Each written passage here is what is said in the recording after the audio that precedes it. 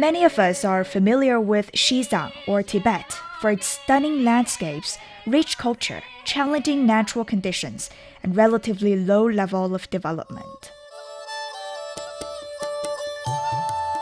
But there has emerged a promising realm of agriculture, as refreshing as the pristine waters that sustain it. This transformation would not have been possible in such breathtaking altitudes without the pairing up assistance of Guangdong Province, thousands of miles away on the southern coast. Together, the two regions are redefining the boundaries of agriculture, breaking barriers of altitude and opportunity. As the policy of pairing up assistance for Xizang marks its 3-decade milestone, CGTN reporter Guo Tianqi visited a fishing farm in Linzhi.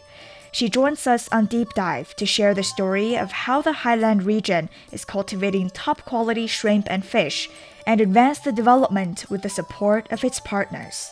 I'm Do Hongyu. This episode is brought to you on July 24th, 2024. Tianqi, first tell us, why did you choose to go to the aquafarms at Miling Farm in Linzhi? Well, we know that from our common sense, we know that fishery often thrive in coastal area, right? But I saw a recent news is that Linzhi's fish sold to Lhasa for the first time. Amazing, right? So I have to check it out, I think.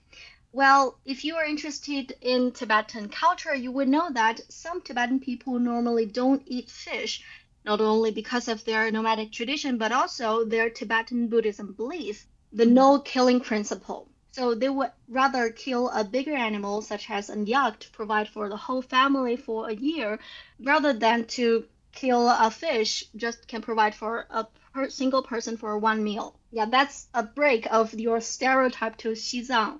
So I think I have to check it out in Linzhi, check out the aqua farm in Miling Farm. Yeah, but for me, it's very difficult to picture what's it like to raise fish and shrimp in Xizang. Like, what I can picture is there are mountains and there are clouds, there's sunshine. But could you tell me what you've seen there?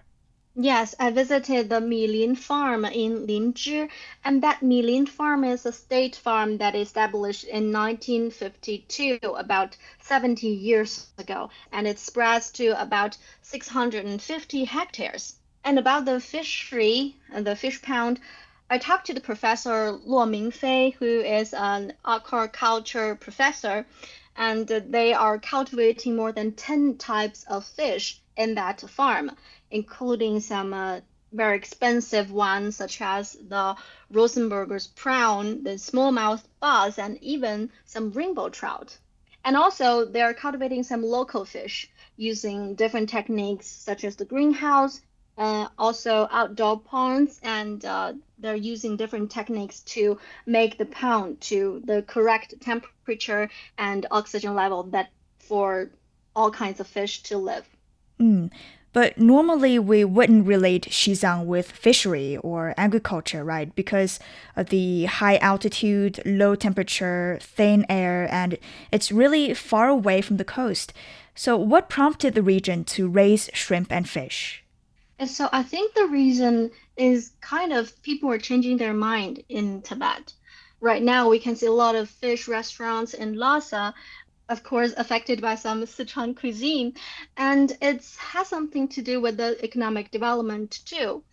The fresh fish, the fresh aquatic products is very popular in Xizang right now, but the self-sufficiency rate of the aquatic products it's only about 5% in that region. So that makes a huge economic value, right? But the fish and shrimp is very costly in transportation. We all know that. So the aquatic products in Xizang is 5 times more expensive. For example, when I was talking to Professor Luo Mingfei, and he told me that taking the South American white shrimp or the wet leg shrimp for an example, in Guangdong, the coastal province in China, the wholesale price of this kind of shrimp is only 20 yuan per kilo, but in Xizang it's 100 yuan. So that has a huge potential in plateau fishery.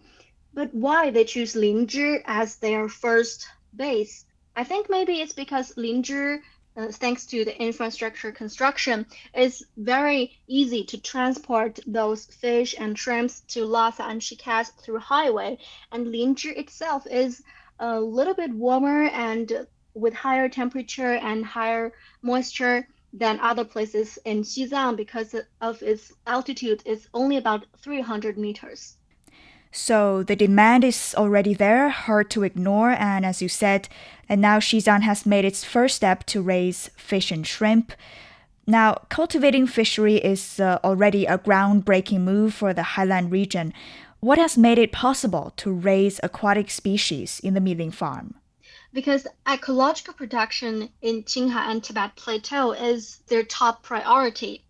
Xizang contains about 16% of freshwater resources in the whole country, and it's also known as the water tower of Asia. So that the ecological environment and the water quality is a life concern for about millions of people in Asia. So the fishery as well as the research stays on the survey and conservation for the past decades because lots of species are unique in the Tibet Plateau.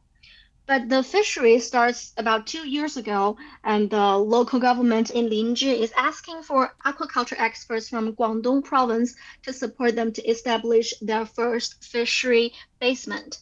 Guangdong Province is paired up with Linzhi and is full of experience in the fishery industry. And Linzhi has the potential to the fishery development because it has a huge amount of water resources and solar power. And the fish there lives in the meltwater from the snowy mountains and where the parasites have never been detected due to the excellent water quality. Wow. Actually, when we're visiting the Milian farm, we can just saw the little stream that are from the snowy mountains and the blue skies and with the sunshine, and you know that your food is safe there. Actually, we tried some rainbow trout just beside the pond. Of course, it's sashimi style. And when your teeth touch its flesh, you would know that the fish had a happy life. Sorry, fish, but it made my day. It's really delicious. And also, the rich solar system allows the professor and his team to use just simple greenhouses to increase the temperature and the insulation in the aquafarms so they can breed the fish and shrimps that can adapt it to the temperature of the warmer water, not only the cold water. So Xizang has its own natural advantages to raise fish and shrimp, but it needs technological support from the outside world. It sounds like an experiment. I believe the team of the Paired Assistance Project has encountered some difficulties. What have been the challenges and how were they solved? Well, I think the biggest problem for the team is the infrastructure related to fishery. Professor Luo Mingfei told me once that if they want to order some equipment, they have to order it from other province because they just don't have that industrial chain and related factory in Xizang. It's the biggest problem for them right now, and they're going to solve it step by step. We know that the pairing up assistance is not new now, already 30 decades in Xizang, but it's not so common if you look at the whole world. Could you tell us about the mechanism of pairing up assistance in Xizang and how does it work out?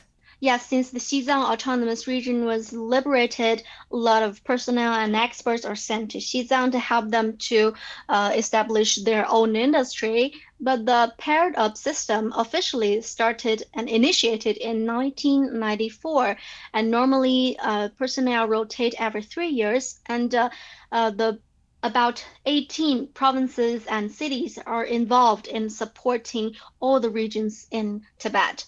For example, Lhasa is paired with Beijing and Jiangsu province, while Linzhi is paired up with Guangdong, and Shiraz is paired with Shanghai and Shandong. Also, you mentioned lots of those difficulties, such as the remote, the transportation, the lack of infrastructure and talent. But if you look at some figures, that would be more amazing. From the last 3 decades, the Guangdong province has dispatched almost 10,000 personnel and invested more than 13 billion yuan in establishing 900 programs. and they're supporting every aspect, including the welfare, infrastructure construction, talent and communication, and of course, cultivating their local industries. Because of the support of Guangdong Province, the GDP in Linzhi region has increased from 290 million yuan in 1995 to 23 billion yuan in 2023 last year, and that is increased by 100 times. So very large-scale government orchestration. And you've talked to people in Xizang, and from your observation, what is the role of China's para-persistence policy in the development of the region? Well, yes, if you look at the figures, in 2023, the GDP growth rate of Xizang reached 9.5%, is the highest in the country, and that situation continued for many years. From 1959 to 2023, the GDP of the region has increased from 174 million yuan to almost 240 billion yuan, with an average annual growth rate of 9.2%, and that continued for 64 years. And I think without aiding Xizang program, all this can't be done. Well, taking the education for an example, before the democratic reform in Xizang, which is 1995, the illiteracy rate in the region is 95%. It can't finish its own education system. But right now, from kindergarten to high school, it has a free and very organized education, and this is a pioneer of the whole country. At the same time, the Aiding Xizang program is training their own talents in Xizang. For example, we also went to the Lhasa People's Hospital in Xizang, and their digestion department is paired with the Beijing Friendship Hospital. And the hospital, the experts from Beijing is helping them to establish their own key disciplines in digestion. And they also set up this tutor students pairing up programs too. And thanks to this tutor student mechanism, the hospital has cultivated their first PhD candidate. Yeah, so it sounds like balancing the development of the whole country, like making the more developed areas offer help to the less developed areas. So it's in essence a nationwide allocation of resources. Now let's return to the aqua farm in Linzhi that you visited. What has it brought to local livelihoods so far? Well, it definitely has a huge potential in improve the local livelihood. Well, in the winter, the temperature in Linzhi can reach -3 degrees Celsius, so the fish need to be kept warm. That is one difficulty in aquaculture here. But according to Professor Luo Mingfei's research, they can build a greenhouse aqua farm costs only 50,000 yuan, which is less than 7,000 US dollars. If you cultivate the most expensive fish, within 1 year you can make 1 million yuan. It's about 140,000 US dollars. But we know that the technicians and experts, they come to Xizan one batch after another. They come and then they go. Has the professional team from Guangdong Province helped with enabling locals to raise fish and shrimp for themselves? That's a very good question. I think you do need to worry about that because the local team is ready to take over.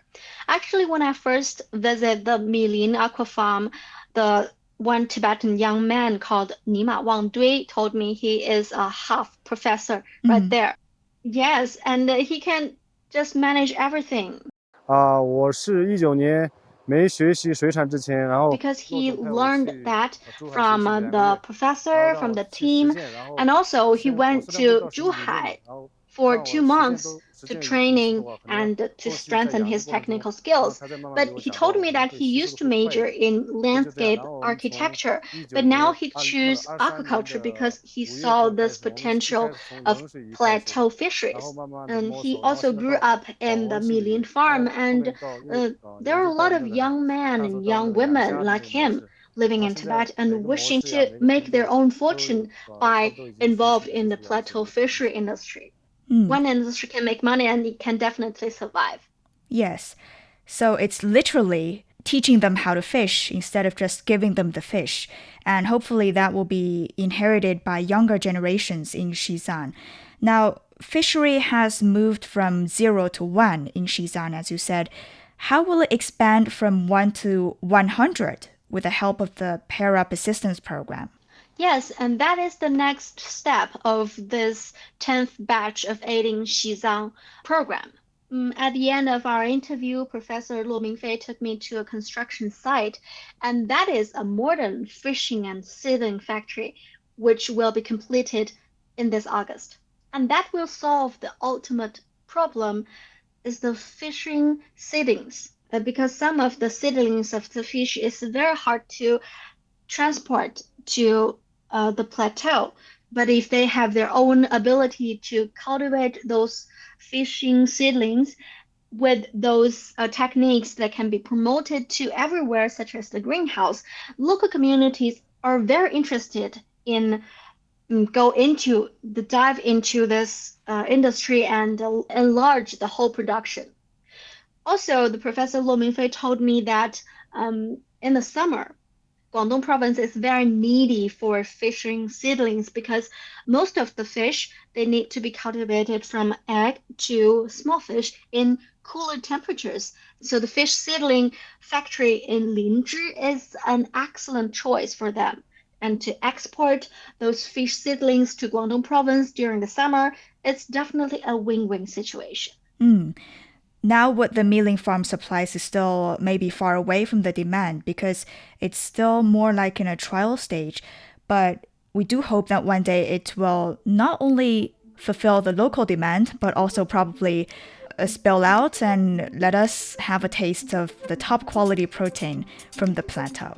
And that, of course, will benefit Xizang economically. Thank you for joining us, Tianqi. Thank you. Since the policy of pairing up assistance for Xizang was launched in 1994, efforts have been made in the forms of financial aid, technical support, poverty alleviation, employment, and the deployment of medical and educational professionals. To date, over 11,900 officials and professionals from China's inland regions have been sent to assist Xizang's development. These efforts have greatly improved local livelihoods. The average life expectancy in Xizang, for example, increased 5 years from 67 in 2010 to about 72 in 2022. And that brings us to the end of this episode of Deep Dive. If you enjoyed what you just heard, don't forget to follow us on your podcast platforms. Just search for Deep Dive. You can also leave a comment to let us know what you want to learn about China and beyond. This episode is brought to you by me, Do Hongyu, and my colleagues Zhang and Qizhi. Special thanks to CGTN reporter Guo Tianqi. We'll see you in the next one.